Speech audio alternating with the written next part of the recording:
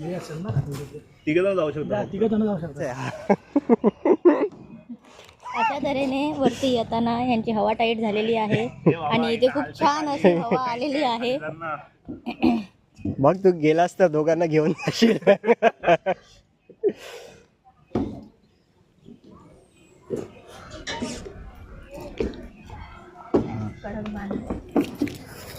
हा तू उड्या मार. अरे वो देख बल्लू, बल्लू निकाल रहा है शेद.